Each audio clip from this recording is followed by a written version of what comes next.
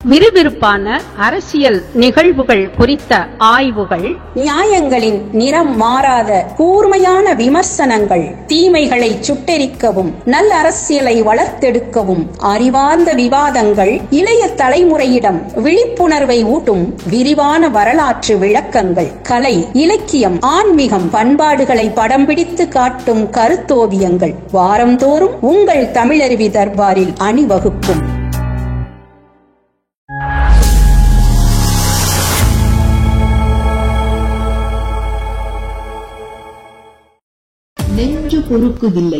நெஞ்சு பொறுக்குதில்லையே நிகழ்ச்சியில் தமிழருவி தர்பார் நேயர்களை மீண்டும் சந்திப்பதில் மகிழ்ச்சி. நேயர்கள் அனைவருக்கும் வணக்கம். நமது அரங்கத்திற்கு ஐயா தமிழருவி மணியன் அவர்கள் வந்திருக்கிறார். அவர்களை வணங்கி மகிழ்வோம். ஐயா வணக்கங்க. ஐயா வணக்கம் குமரையா. ஐயா வழக்கம் போல் சில அரசியல் கேள்விகள், அதற்கு உங்களுடைய விளக்கங்களை கேட்டு பெற விரும்புகிறோம். முதலில் விஜயில் இருந்து தொடங்குவோம். ஐயா, தமிழக வெற்றிக் கழகத்தினுடைய தலைவரான விஜய் 1967 தேர்தல், அப்பொழுது ஒரு முரண்பட்ட கூட்டணியை ராஜாஜியும் அண்ணாவும் அமைத்தார்கள். திமுக முதலில் அரியணை ஏறியது. அடுத்ததாக 1977 திமுகவிலிருந்து வெளியே வந்த எம்ஜிஆர் அதிமுகவை தொடங்கி ஆட்சியில் அமர்ந்தார். 2026 சட்டமன்ற தேர்தல் அதுபோன்று ஒரு மாற்றத்தை உருவாக்கும் என்று விஜய் கூறுகிறார். உண்மையிலேயே கள நிலவரம் அப்படி இருக்கிறதா, அல்லது விஜய் ஏதாவது கன உலகில் இருக்கிறாரா? இந்த ஒப்பீடு என்பதையே யார் சொல்லி விஜய் சொல்கிறார் என்று புரியவில்லை. ஏனென்றால் 1967 ஒரு ஆட்சி மாற்றம் நிகழ்ந்தது என்பது உண்மை. 1977 திமுகவை வீழ்த்திவிட்டு அதிமுகவின் மூலம் ஆட்சி மாற்றம் நிகழ்ந்ததும் உண்மை. அதேபோன்று இப்பொழுது திமுகவை வீழ்த்திவிட்டு 2026 ஆட்சி மாற்றம் நிகழும். அந்த ஆட்சி மாற்றம் என் மூலமாக நிகழும் என்பதைத்தான் அவர் சொல்கிறார். நான் விஜய்க்கு சொல்ல விரும்புவது ஒன்றுதான். நீங்கள் அண்ணாவும் இல்லை, நீங்கள் எம்ஜிஆரும் இல்லை. 1967 தேர்தலில் வெற்றி பெற்று முதலமைச்சராக வந்து அமர்ந்தவர் அறிஞர் அண்ணா அவர்கள். அண்ணா அவர்கள் கட்சி தொடங்கி 2 ஆண்டுகளில் முதலமைச்சர் கனவோடு உலா வந்து 2 ஆண்டுகளில் தேர்தலை சந்தித்து ஆட்சி நாற்காலியில் அமரவில்லை. இவற்றையெல்லாம் விஜய்க்கு பாடமாக சொல்லித்தர வேண்டும் அவரை சுற்றி இருக்கக்கூடியவர்கள். பெரியாரிடம் இருந்து அண்ணாவினுடைய அரசியல் தொடங்குகிறது. அவர் ஏறக்குறைய நீதி கட்சியிலிருந்தே அவருடைய அரசியல் தொடங்குகிறது. திராவிடர் கழகத்தை பொறுத்தவரையில் திராவிடர் கழகம் என்ற பெயர் வருவதற்கே சேலத்தில் 1944 ஆண்டில் நடைபெற்ற சுயமரியாதை இயக்க மாநாட்டில் தான் திராவிடர் கழகம் என்ற பெயர் வருகிறது. அதுவே அண்ணாதுரை தீர்மானம் என்றுதான் அதை சொல்லுவார்கள். பெரியாருக்கு அடுத்த இடம் திராவிடர் கழகத்தில் அண்ணாவுக்கு இருந்தது. அவர்தான் திராவிட இயக்கத்தின் தளபதி. பிறகு பெரியாரிடமிருந்து முரண்பட்டு அவர்கள் வெளியே வருகிறார்கள். 1949 செப்டம்பர் 18 ராபின்சன் பூங்காவில் கொட்டும் மழையில் அவர்கள் தங்களுடைய கட்சியை மேடை போட்டு பிரகடனம் செய்கிறார்கள். அப்படி பார்த்தாலும் 1949 முதல் 67 வரை இடைப்பட்ட 18 ஆண்டுகள் இருக்கின்றன. 1952 தேர்தலை அவர்கள் சந்திக்கவில்லை. அது ஒரு முரண்பட்ட சந்தர்ப்பவாத கட்சி என்பதில் நமக்கு மாற்று கருத்து இல்லை. 1952 நீங்கள் ஏன் தேர்தல் களத்தில் நிற்கவில்லை என்று கேட்டபொழுது, மதுரையில் என்று நினைக்கிறேன், மதுரையில் நடந்த பொதுக்குழுவில் ஒரு தீர்மானம், பொதுக்குழுவோ செயற்குழுவோ அதில் ஒரு தீர்மானம் நிறைவேற்றுகிறார்கள். இந்திய அரசியலமைப்பு சட்டம் 1950 உருவாக்கப்பட்டதே, அந்த இந்திய அரசியலமைப்பு சட்டம் திராவிட சமுதாயத்திற்கு எந்த வகையிலும் நன்மை தருவதாக இல்லை. எனவே இந்த சட்டத்தை வைத்துக்கொண்டு நடக்கக்கூடிய தேர்தல் களத்தில் நாங்கள் நிற்க விரும்பவில்லை. அரசமைப்பு சட்டம் மாற்றமுற வேண்டும். அப்படி மாற்றமுறுகிற நிலையில்தான் நாம் தேர்தல் காலத்திற்கு வந்து நிற்போம் என்பது போல ஒரு தீர்மானத்தை அவர்கள் இயற்றி 1952 அவர்கள் தேர்தல் களத்தை புறக்கணித்தார்கள். காரணம் வேறொன்றுமில்லை. 1949 அவர்கள் செப்டம்பர் மாதம் தொடங்குகிறார்கள். இடையில் ஒரு 3 ஆண்டு கூட முடியவில்லை. தமிழ்நாடு முழுவதும் அமைப்புகளை வலுப்படுத்தி ஒரு தேர்தலை சந்திக்கக்கூடிய நிலையில் அன்றைக்கு அவர்கள் இல்லை. அன்றைக்கு திராவிட முன்னேற்றக் கழகத்தில் இருந்தவர்கள் எல்லாம் மிகச் சாதாரணமான மனிதர்கள், எந்த பின்புலமும் இல்லாதவர்கள். அதனால் தேர்தல் களத்தில் காங்கிரஸ் என்கின்ற ஒரு மிகப்பெரிய வலிமை வாய்ந்த சக்தியை நாம் எதிர்த்து வீழ்த்த முடியாது என்ற புரிதல் அவர்களுக்கு இருந்தது. ஆனால் எதையுமே வெளிப்படையாக சொல்லாமல் ஒவ்வொன்றுக்கும் ஏதாவது ஒரு மாறுபட்ட கருத்தை சொல்லி மக்களை ஏமாற்றுவதுதான் அவர்களுக்கு உள்ள வாடிக்கை அரசியல். அதனால் அரசமைப்பு சட்டம் சரியில்லை, அதற்காக நாங்கள் நிற்கவில்லை என்றார்கள். ஆனால் 1957 அவர்கள் தேர்தல் களத்தில் வந்து நின்றார்கள். அதே அரசியலமைப்பு சட்டம்தான் இருந்தது. அரசமைப்பு சட்டம் ஒன்றும் மாற்றத்திற்கு உட்படவில்லை. இவர்கள்தான் மாற்றத்திற்கு உட்பட்டு களத்திலே வந்து நின்றார்கள். ஆக 1957 நின்றார்கள். 15 பேர் வென்றார்கள். மீண்டும் 62 ஒரு தேர்தலை அவர்கள் சந்திக்கிறார்கள். 50 சட்டமன்ற உறுப்பினர்களாக எண்ணிக்கை பெருகுகிறது. அதற்கு பிறகு 67 அவர்கள் ஆட்சி நாற்காலியை அடைகிறார்கள். என்றால் இடையில் ஒரு 18 ஆண்டு காலம் தமிழ்நாட்டில் அவர்கள் அரசியல் நடத்தியிருக்கிறார்கள். வெகுமக்கள் அனைவரையும் தங்கள் பக்கம் திருப்புகிறார் போல் மேடைகளின் மூலமாக தங்களுடைய பிரச்சாரத்தை வலிமையாக கொண்டு போனார்கள். பேசியே வளர்ந்த ஒரு கட்சி உண்டென்றால் இந்திய அரசியலிலேயே நம்முடைய திராவிட முன்னேற்றக் கழகத்தை போல் வேறொன்று இருக்க முடியாது. திராவிட முன்னேற்றக் கழகத்தில் உள்ள ஒரு சிறப்பு அம்சமாகவே நான் கருதுகிறேன். அன்றைக்கு இதுபோன்று நீங்கள் சமூக வலைத்தளங்கள் எல்லாம் கிடையாது. மக்களிடம் சென்று நீங்கள் 500 பேர் 1000 பேர் கூடுகிற இடத்தில் உங்களுடைய பேச்சின் வலிமையின் மூலம் கருத்துக்களை விதைத்தால்தான் நீங்கள் கட்சியை வளர்க்க முடியும் என்ற நிலையில் அண்ணா மட்டும் மிகச்சிறந்த பேச்சாளராக இல்லை. ஏறக்குறைய ஒரு 15-20 பேர் திராவிட முன்னேற்றக் கழகத்தில் மிக மிக அற்புதமாக மக்களை ஈர்க்கிறார் போல் பேசுகின்ற ஆற்றல் பெற்றவர்களாக விளங்கினார்கள். தமிழகம் முழுவதும் சுற்றி சுழன்று அவர்கள் மேடைகளின் மூலமாக கருத்துக்களை கொண்டு போய் சேர்த்தார்கள். அந்த கருத்து சரியா தவறா அது வேறு. ஆனால் வலிமையாக அந்த கருத்துக்களை அவர்கள் தங்கள் பேச்சின் மூலமாக கொண்டு போய் சேர்த்தார்கள். தொடர்ந்து முடிந்த வரையில் காங்கிரஸ் ஆட்சிக்கு எதிரான ஒரு மனோநிலையை மக்களிடம் அவர்கள் வெற்றிகரமாக உருவாக்கிவிட்டார்கள். 67 தேர்தல் வருவதற்கு முன்புதான் 1965 மாணவர்களால் இந்திய எதிர்ப்பு போராட்டம் நடத்தப்பட்டது. காங்கிரஸ் தோற்றதற்கு முதற்காரணம் மாணவர்களுடைய மொழிப்போர் தான். அந்த மொழிப்போரை நடத்தியது மாணவர்கள். அதன் மூலம் கிடைத்த பலனை அனுபவித்தவர்கள் திராவிட முன்னேற்றக் கழகத்தில் இருந்தவர்கள்.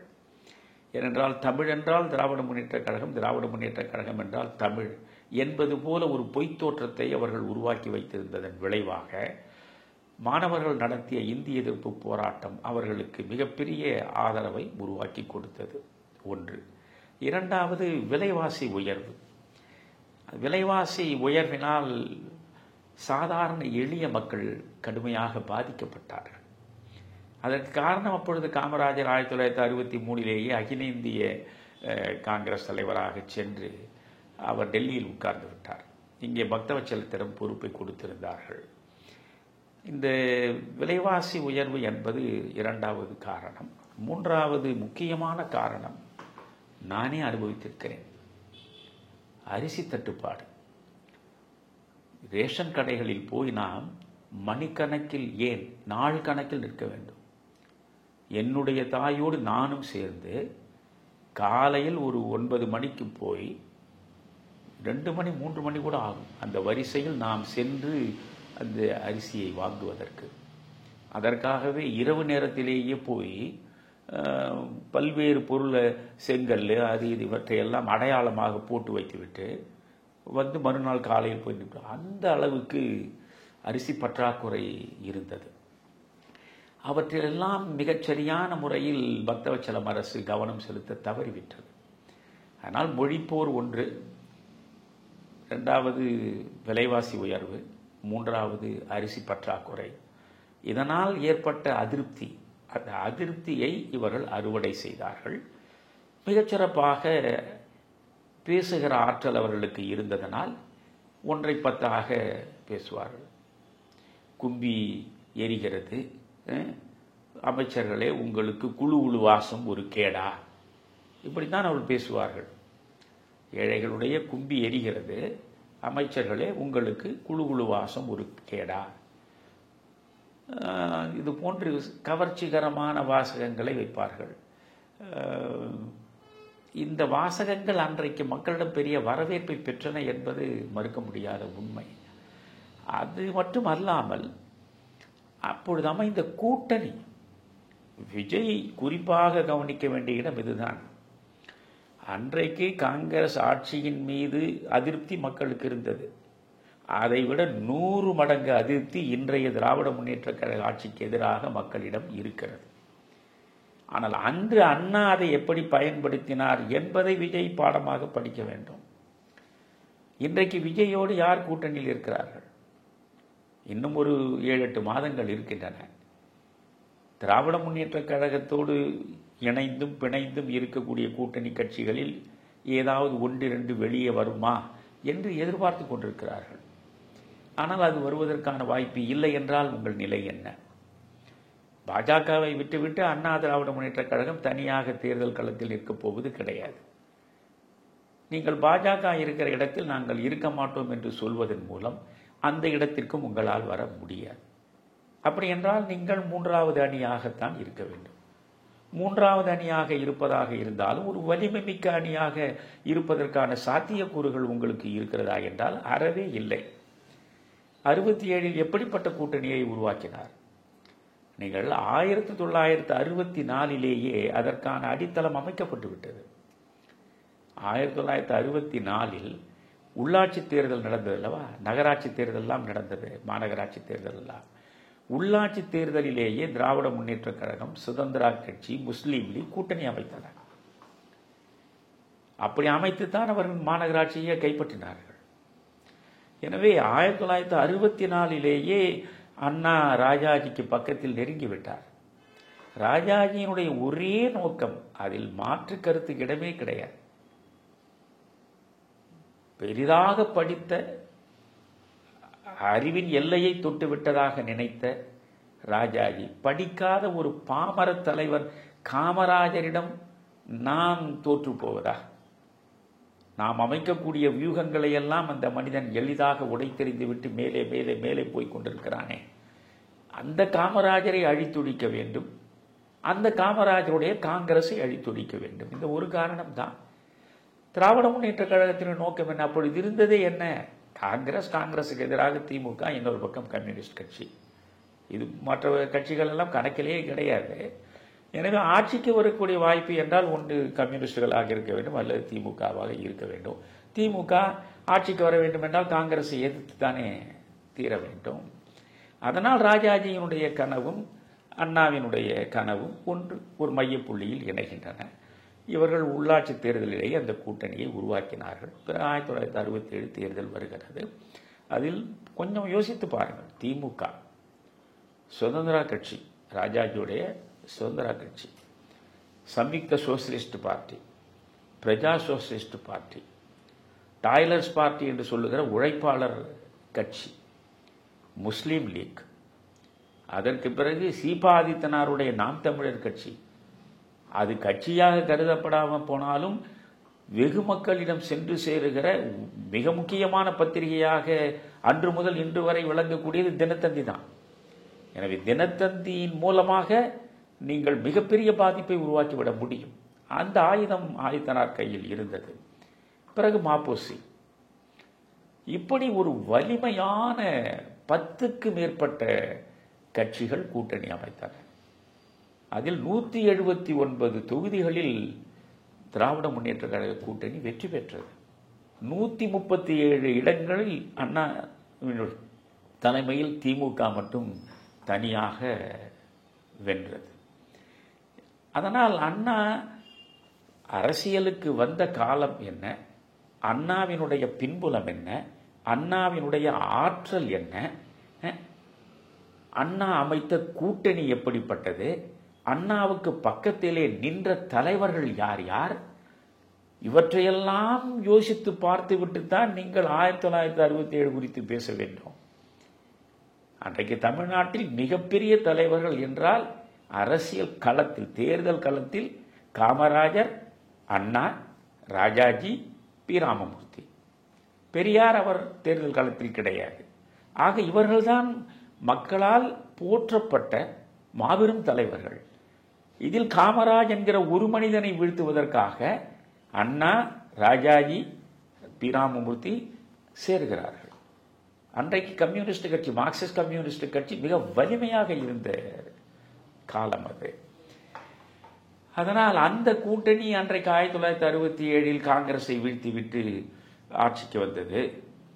அப்படி ஒரு மாற்றத்தை 2026 என்னால் கொண்டு வர முடியும் என்று சொல்ல முற்படுகிற விஜய் அண்ணாவின் ஆற்றலை பெற்றவரா, அண்ணாவை போல் நீண்ட கால அரசியல் அனுபவம் உள்ளவரா, அண்ணாவிடம் இருந்தது போல் மிகச்சிறந்த ஆற்றல் மிக்க பேச்சாளர்கள், எழுத்தாளர்கள் உங்கள் பக்கத்தில் இருக்கிறார்களா? உங்கள் பக்கத்தில் இருப்பதே ஒரு பக்கம் புசி ஆனந்தும் இன்னொரு பக்கம் மாதவர்ஜுனா தானே. புசி ஆனந்துக்கு மாலை வணக்கம் என்பதை கூட சொல்ல தெரியவில்லையே. ஆதவர்ஜுனாவுக்கு அடக்கம் என்பதை கூட சொல்ல வரவில்லை, அடைக்கம் என்கிறார. உங்களுக்கு முதலில் சாதாரண எளிய மக்கள் பேசக்கூடிய நல்ல தமிழ் சொற்கள் கூட உங்கள் வாயில் வரவில்லை. நீங்கள் எந்த அடிப்படையில் தமிழ்நாடு முழுவதும் சென்று மக்களை சந்தித்து உங்கள் கருத்துக்களை விதைத்து அவர்களை உங்கள் பால் ஈர்க்க முடியும்? மிகச்சிறந்த சிந்தனையாளர்கள், மிகச்சிறந்த அறிவாளிகள், மிகச்சிறந்த எழுத்தாளர்கள், மிகச்சிறந்த பேச்சாளர்கள் என்று பலதரப்பட்ட பன்முக ஆற்றல் கொண்ட அத்துணை பேரும் இன்றைக்கு விஜயின் பக்கத்தில் இருக்கிறார்களா? இவ்வளவு ஆற்றல் மிக்க மனிதர்களை கொண்ட பரிவாரம் விஜய்க்கு பின்னால் இருக்கிறதா? ஆனால் இவ்வளவும் அண்ணாவுக்கு பின்னால் இருந்தது. அதனால் அண்ணா 1967 ஆட்சிக்கு வந்தார், மாற்றம் நிகழ்ந்தது. நான் ஏன் 2026 அது போன்ற ஒரு மாற்றத்தை உருவாக்க முடியாது என்றால் முடியாது. காரணம், நீங்கள் அண்ணா இல்லை, அண்ணாவினுடைய அரசியல் அனுபவம் இல்லை, அண்ணாவை போல் உங்களால் பேச முடியாது, அண்ணாவை போல் உங்களால் எழுத முடியாது, அண்ணாவை போல் இளைஞர்களின் இதயங்களை கவருகிறார் போல் எதை சொன்னால் எப்படி போய் அவர்களை வசீகரப்படுத்தும் என்று பார்த்து பார்த்து வசந்தமயமான வசீகர வார்த்தைகளின் மூலமாகவே அவர் ஆதரவை பெருக்கிக் கொண்டவர். அவற்றுக்குள்ளே போனால் நமக்கு மாறுபட்ட கருத்துக்கள் உண்டு. ஆனால் ஒரு ரோஜாவை ரோஜா என்றும் ஒரு மண்வெட்டி மண்வெட்டி என்றும் தான் சொல்ல முடியும்.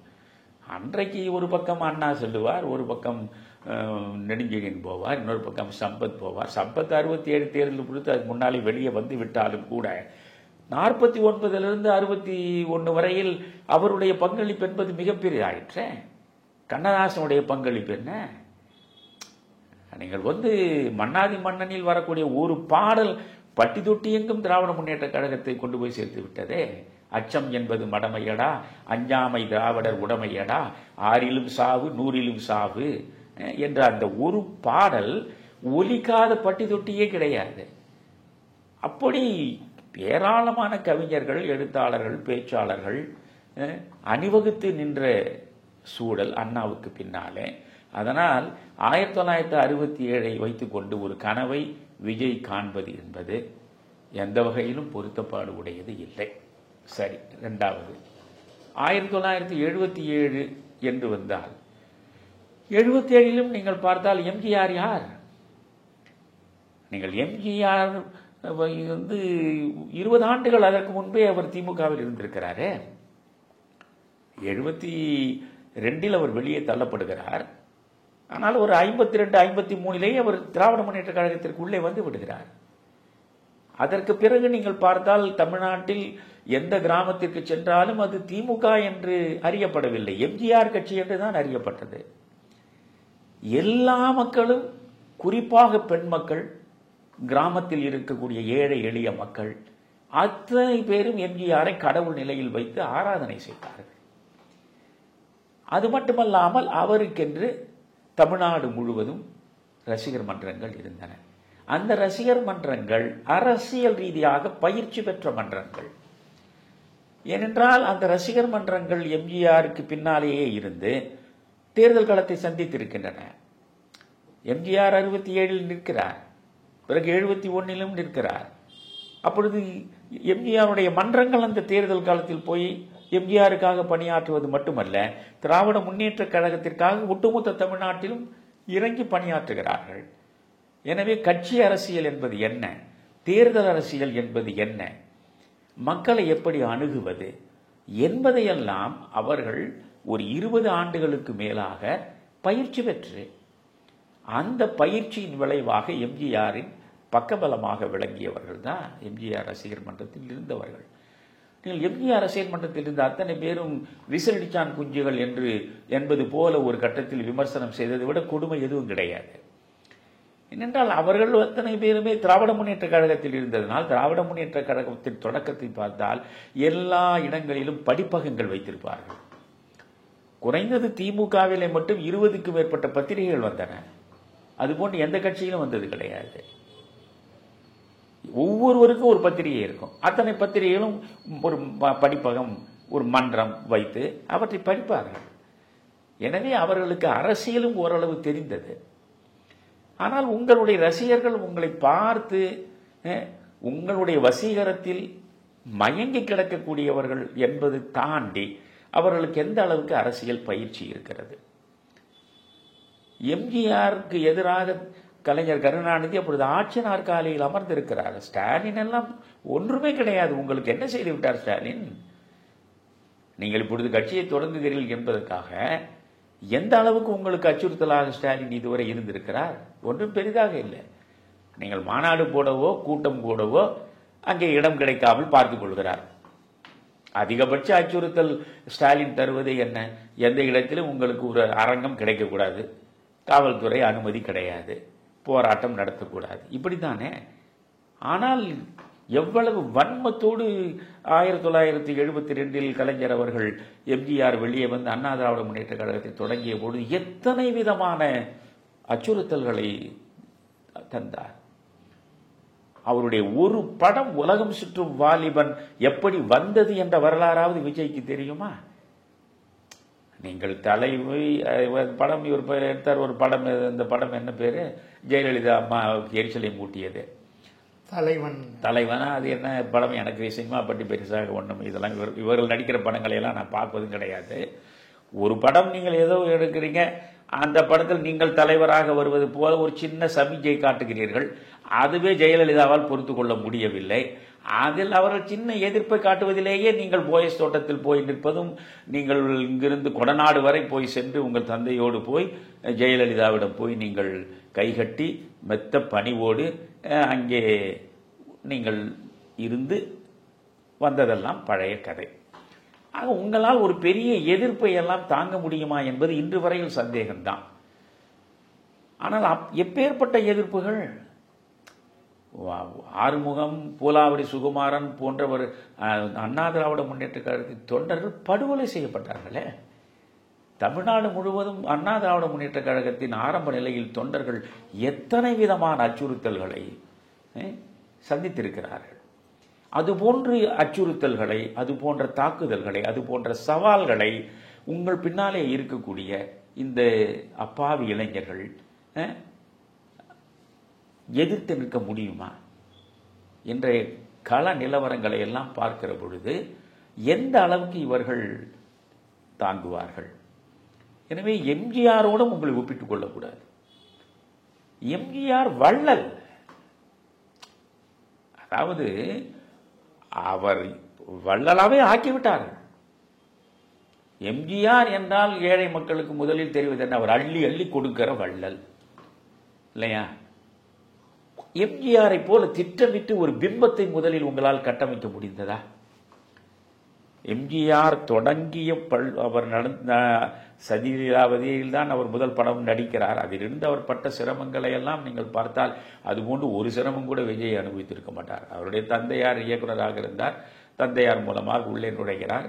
கொஞ்சம் கொஞ்சமாக அவர் முயன்று அவர் சந்திரசேகரன் அவர்கள் இவரை உருவாக்குகிறார். அதற்கு பிறகு இவர் தன்னுடைய திறமையால் மேலே வளர்ந்திருக்கிறார். அது வேறு.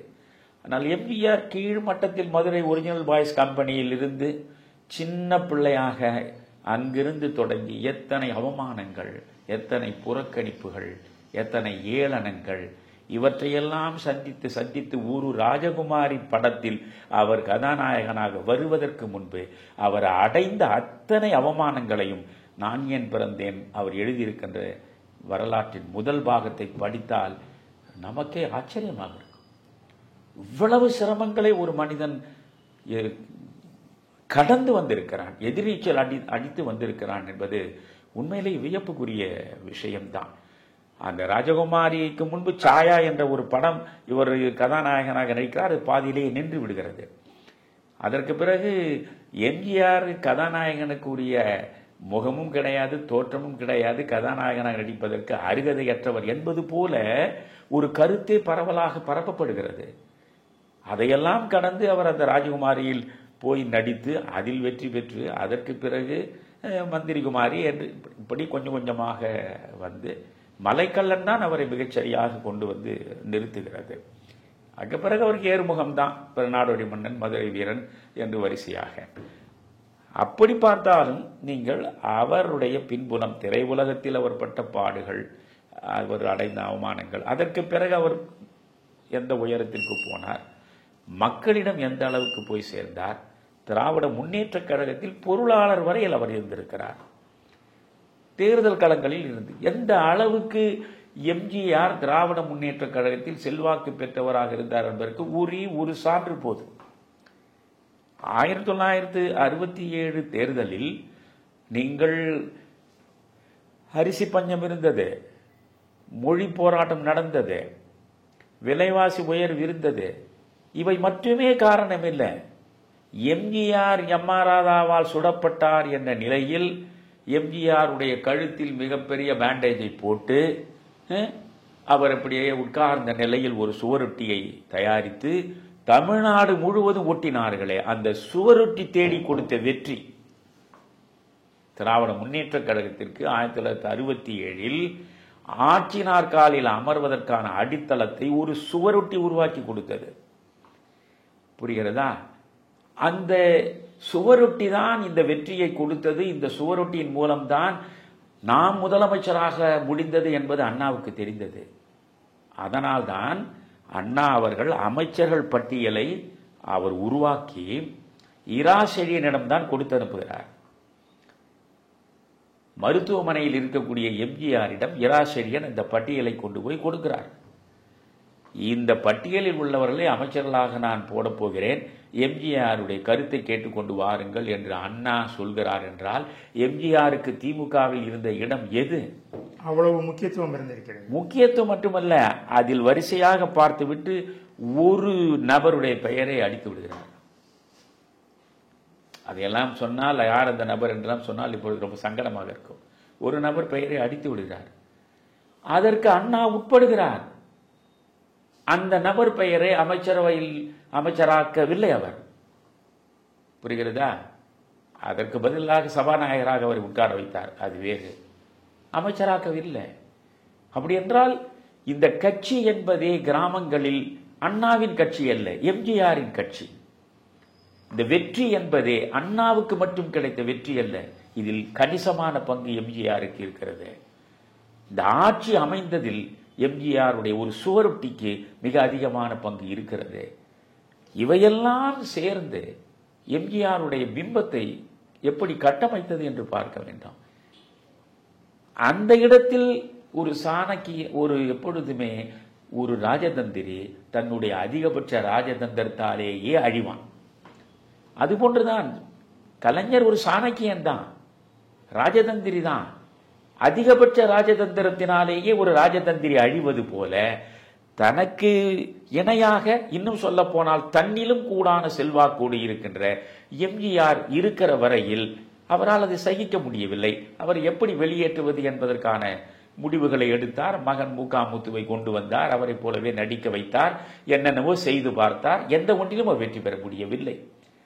எல்லாரையும் அவர் புறக்கணித்து தூரத்திலே ஓரங்கட்டிய நிலையில் எம்ஜிஆரை மட்டும் ஒதுக்க முடியாமல் இவர் புறக்கணிக்கப்படுகிற நிலைக்கு போனார் என்றால், அந்த எம்ஜிஆர் 1977 ஆட்சி நாற்காலில் வந்து அமர்ந்தார் என்றால், அதுபோல இன்றைக்கு உங்களுக்கு ஒரு ஆட்சி மாற்றம் வரும் என்று நீங்கள் நினைக்கிறீர்களே? அந்த எம்ஜிஆரை 1977 எப்படி தனியாகவே நின்று வெற்றி பெற்றாரா? நீங்கள் யோசியுங்கள். அவருக்கும் ஒரு வலிமையான கூட்டணி தேவைப்பட்டது. அன்றைக்கு அதிமுக, Marxist Communist, Forward Bloc, Muslim League போன்ற முக்கியமான கட்சிகள், இவையல்லாமல் சின்னஞ்சிறு கட்சிகள் ஒரு 7-8 எல்லாவற்றையும் சேர்த்து வைத்துக் கொண்டுதான் அவர் களத்திற்கு வந்தார். இவ்வளவு பெரிய செல்வாக்கு உள்ள மனிதன், ஏழை எளிய மக்களால் கொண்டாடப்பட்ட மனிதன், கிராமப்புறங்களில் எல்லையற்ற செல்வாக்கு பெற்ற மனிதன். ஆனால் அவரே முதலமைச்சராக வருகிற பொழுது 130 தொகுதிகளில் தான் வெற்றி பெற முடிந்தது.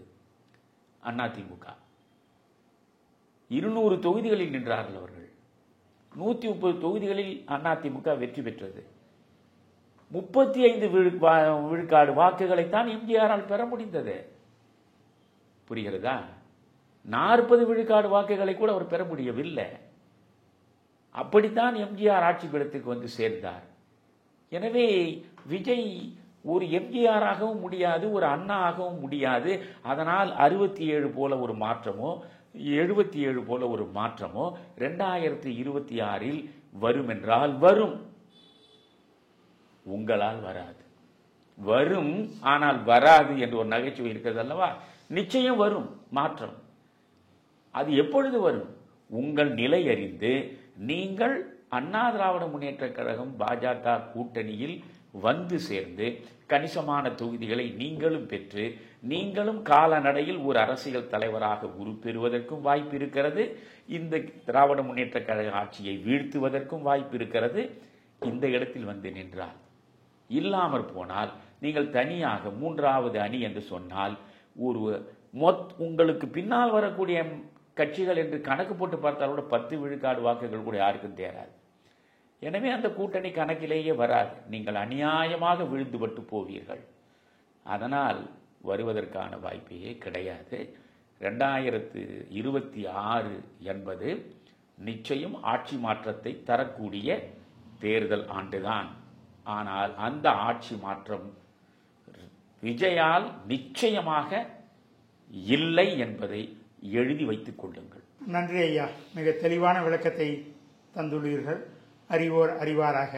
தமிழருவி தர்பார் நேயர்களை மீண்டும் அடுத்த நிகழ்ச்சியில் சந்திப்போம். அனைவருக்கும் நன்றி, வணக்கம்.